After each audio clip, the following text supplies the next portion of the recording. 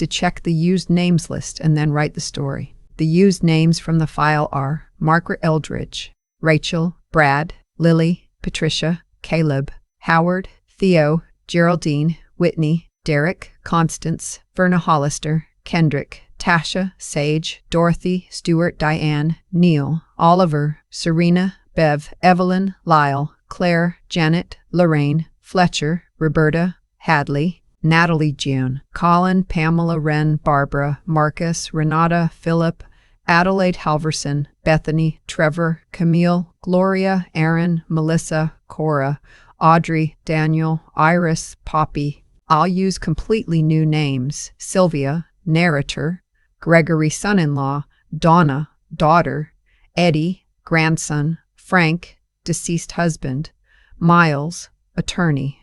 The day my daughter called to say they were moving back to Phoenix, I thought it was the best news I'd heard since Frank's funeral, which, I'll be honest with you, wasn't saying much.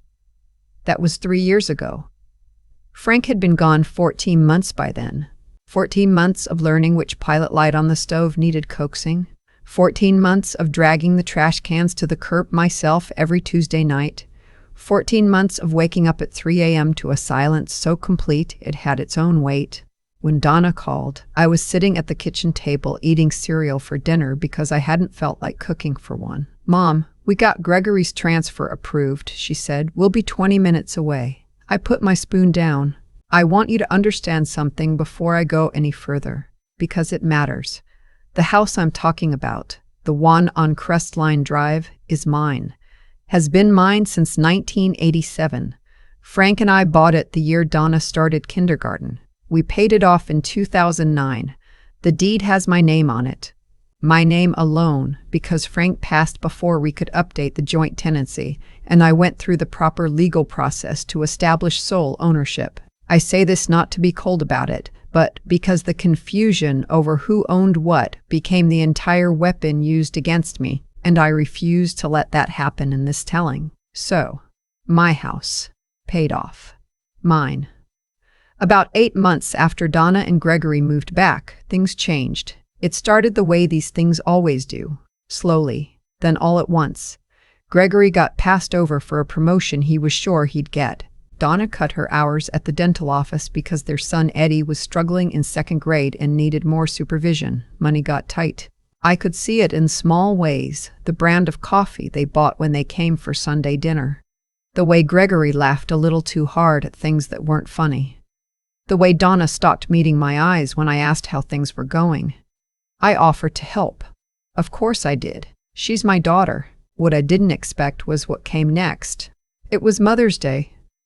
I remember because I'd spent the morning planting impatiens in the front beds, the pink and white ones Frank always liked, and I had dirt under my fingernails when Donna pulled into the driveway with Gregory and Eddie. I washed my hands. I put out the lemonade. I felt, for the first time in a long while, like myself. We were sitting on the back porch when Gregory cleared his throat. He said they'd been thinking. He said the commute from their rental was brutal and the lease was up in July. He said Eddie's school was only 6 minutes from my house. He said they'd been doing the math. "We were thinking," Gregory said, "that it might make sense for us to move in here with you." I looked at Donna. She was looking at the table. "Just temporarily," he added, "until we get back on our feet." Eddie was chasing a lizard around the yard. I watched him for a moment. "Of course," I said, "because she's my daughter, because Eddie is my grandson, because Frank would have said yes too." They moved in on a Saturday in late June. I gave them the master bedroom, my bedroom, the one Frank and I shared for 31 years, because it had the attached bath and Gregory's back had been bothering him. I moved into the guest room. I told myself it was practical. The first month was fine. The second month, things shifted. Little things at first. Gregory started leaving his tools in the garage in a way that made it hard to get to my garden supplies. Donna reorganized the kitchen cabinets so it made more sense, and suddenly I couldn't find anything. The DVR got reprogrammed to record Gregory's shows. These aren't crimes. I know that, but they're the kind of thing that tells you something. Then one evening I came home from my water aerobics class to find Gregory on the phone in the kitchen, speaking in a low voice. He saw me and walked out to the backyard. When I asked Donna about it later, she said he was probably just talking to his brother in Albuquerque. I didn't push it. But I started paying attention. I noticed that Gregory had begun bringing in the mail before I could get to it. I noticed that twice in 1 week he mentioned, casually, that the roof was probably going to need work soon, and that old houses like this have hidden costs. I noticed that he asked me once, making it sound like small talk, whether I still used the same bank Frank and I had always used. I should have said something then. I know that now. But I was lonely, and they were my family, and I kept telling myself I was being paranoid. In October, I got a letter. It came in a plain white envelope from a company called Pacific Crest Lending. It was addressed to me. It was a payment schedule for a home equity line of credit in the amount of $95,000, a loan I had never applied for, never signed for, never heard of. I sat down on the edge of my bed and read it 3 times. My hands were shaking by the second read. My first thought was that it was fraud from outside, one of those identity theft situations you hear about on the news. My second thought, the one I pushed away because I didn't want it to be true, was Gregory on the phone walking out to the backyard. I didn't say a word to anyone in the house that evening. I made dinner. I asked Eddie about his spelling test. I passed the rolls. And the whole time my heart was pounding so hard I was surprised no one could hear it. The next morning I waited until Gregory left for work and Donna dropped Eddie at school. Then I called Pacific Crest Lending. The woman on the phone was polite. She pulled up the account. She confirmed that yes, a home equity line of credit had been opened against the property at Crestline Drive in August, 2 months after Gregory and Donna moved in. The application had been submitted online. The loan had been approved based on the property's appraised value. The funds had been dispersed to an account she couldn't share details of over the phone. Was I present for any of this? I asked. She hesitated. The application was submitted electronically with your identifying information.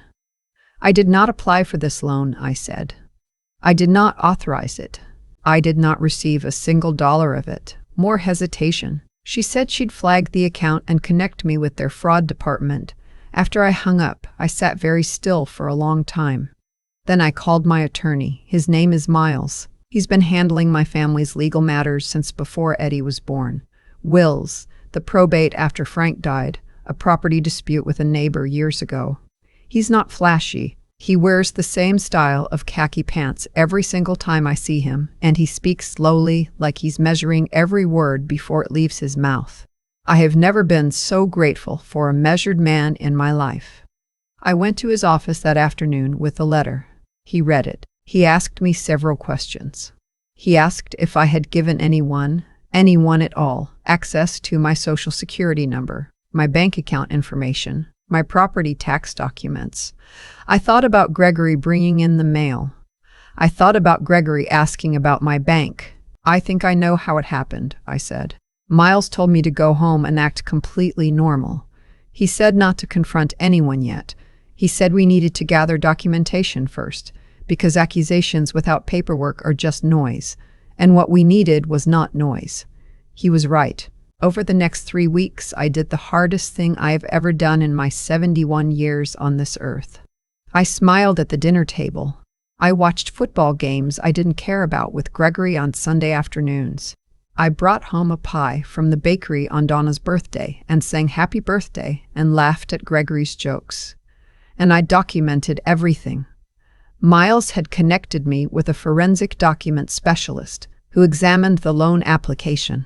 The signature on the digital acknowledgement had been generated using a scan of my actual signature, the one on file at the county recorder's office, which is public record. My social security number had been obtained through documents in my home filing cabinet, which I later confirmed had been disturbed. The account the funds were dispersed to was in Gregory's name, $95,000. He had taken $95,000 from my house, the house Frank and I bought when Donna was 5 years old. I remember the night Miles called to tell me the forensic results were conclusive. I was in the guest room, my guest room, in my house, and I closed the door and sat on the edge of the bed and let myself cry for exactly 10 minutes. I set a timer. 10 minutes. Then I washed my face and went back out and asked Eddie if he wanted me to read him a chapter of his book before bed. He did. We read 2 chapters. He fell asleep before the second one ended, and I sat there in the dim light, looking at his face, which looks so much like Donna's face when she was little, which looks so much like Frank's face around the eyes. I thought about how none of this was Eddie's fault. Not a single bit of it. Miles filed a police report the following Monday. He also sent a formal cease and desist to Pacific Crest Lending, documenting the fraudulent application and demanding a freeze on the account. The detective assigned to the case, a woman named Sandra who wore her hair in a bun so tight it made my scalp ache just looking at it, called to walk me through the process. "This is elder financial fraud," she said, plain and simple. "It happens more than people realize. It's a felony in this state. A felony." I had to give Gregory credit for one thing. When the detective showed up at the house 2 days later, he didn't fall apart the way I expected. He was calm. He said there had been a misunderstanding. He said I had verbally agreed to the loan. He said I was confused about the details. And the way he said it, the slight tilt of his head, the careful pause before confused, I understood exactly what he was implying. He was suggesting I was losing my mind. Donna was standing in the kitchen doorway when he said it. I watched her face, and I watched something change in it. It was not dramatic. It was not a gasp or a burst of tears. It was small, a tightening around her eyes, a stillness in her expression. She knew Gregory. She knew me. And she stood there doing the math. The detective asked Gregory to come to the station voluntarily for a follow-up conversation. He agreed, still calm, still confident. He went home, packed a bag, and drove not to the station, but to his brother's house in Albuquerque. He has not been back since. Donna and I sat in the kitchen that night for a long time without talking. Eddie was at my neighbor Ruth's house. I had arranged that in advance because I knew the day was coming and I didn't want him to see it. Finally, Donna said, "How long have you known?" 3 weeks, I said. She nodded. She looked at the table. "Did you know?" I asked. She shook her head. "No." A pause. "But I should have seen it. I won't tell you the conversation was easy because it wasn't. There was crying. There was anger. Some of it directed at me for not coming to her sooner. And I understood that even if I didn't fully agree with it, there was a long silence that stretched across the kitchen table and filled up all the space where, 6 months ago, we had been passing the rolls and pretending everything was fine. But she stayed. That matters. She didn't follow him to Albuquerque. Gregory was charged with elder financial fraud and forgery. The DA's office took it seriously. Miles said that in Arizona, financial exploitation of a vulnerable adult carries sentencing enhancements, which means the penalties are steeper than standard fraud. Pacific Crest Lending, once presented with the forensic documentation, cooperated fully. The $95,000 was recovered through the seizure of the account Gregory had used. My credit report was corrected. The lien was removed from my property. The trial took 8 months. I testified. I sat in that witness box in a navy blazer. Frank always said Navy made me look like I meant business, and I answered every question in a clear voice. Gregory's attorney tried to suggest cognitive decline. Miles had anticipated this. We had prepared. My physician provided a letter attesting to my full mental competency. My water aerobics instructor, bless her heart, testified to my consistent attendance and sharp wit every Tuesday and Thursday morning. The jury deliberated for less than a day. Gregory was convicted on 2 counts. I am not going to tell you I felt triumphant when the verdict came in. I felt tired. I felt something that was close to sad, not for Gregory, but for the version of this story where none of it had to happen, where he had just asked me honestly, where Donna and I hadn't had to rebuild something from rubble. But here is what else I felt. Solid. Grounded. Like myself. Donna and Eddie are still living with me while she figures out next steps. We've had hard conversations. We've had good ones too. Last week, Eddie lost his first tooth. one of the top ones, which gave him a gap-toothed grin so enormous I took 4 pictures, and we sat at the kitchen table together eating ice cream at 8:30 on a school night because some nights call for it.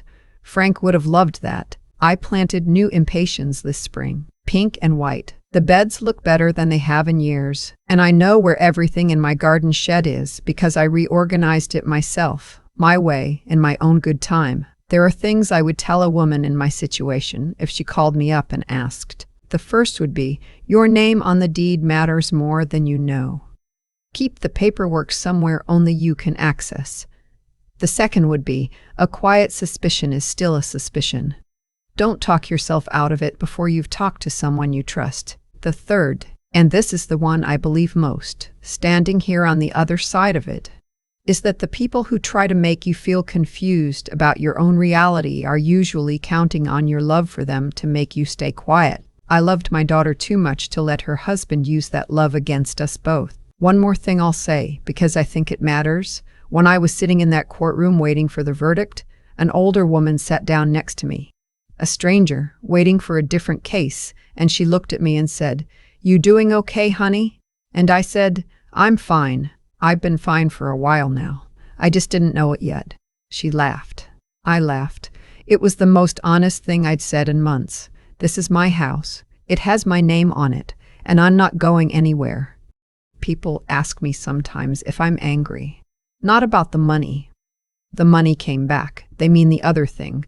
The years of Sunday dinners, the birthday cakes, the Christmas mornings when Gregory held Eddie up to put the star on the tree, and I took pictures because I thought I was documenting something worth keeping. I think about that a lot.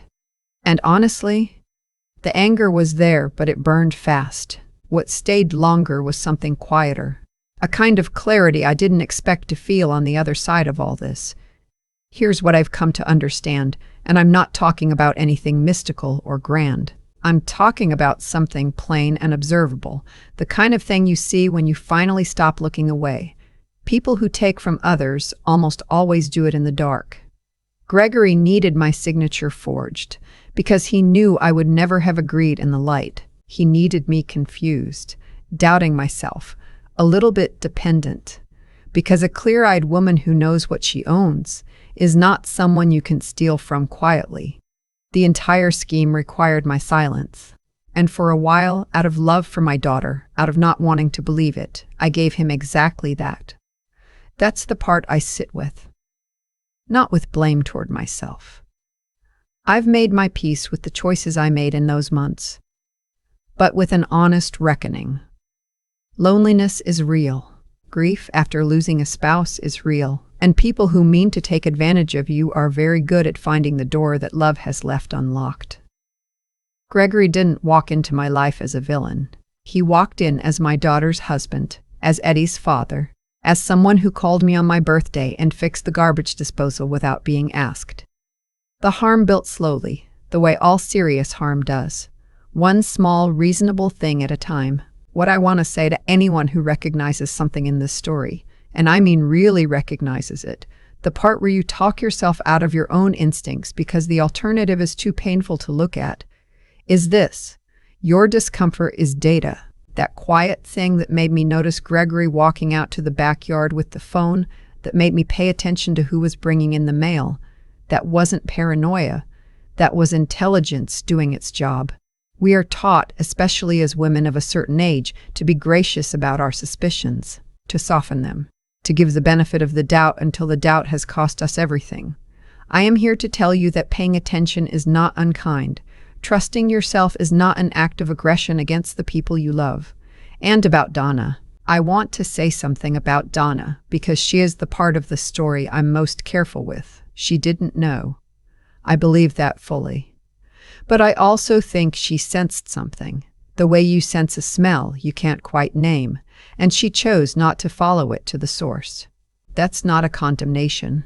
I understand exactly how that happens, how much easier it is to let a feeling pass than to pull on the thread and see what unravels. What I admire about her, what made me certain we could rebuild, was the moment in that kitchen when she heard Gregory say I was confused, and I watched her face and saw her decide, right then, which version of reality she was willing to live in. She chose the true one.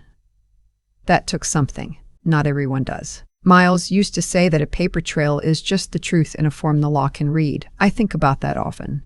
Living honestly, keeping your record straight, knowing what you own and what you signed and what your name is attached to. These aren't just practical habits.